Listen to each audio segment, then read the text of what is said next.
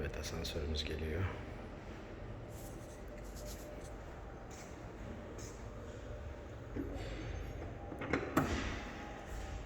Geldi.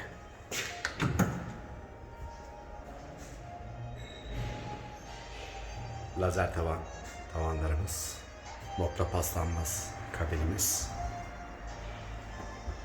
klip oynatıcılı, LCD ekran, buzzer'lı butonlar,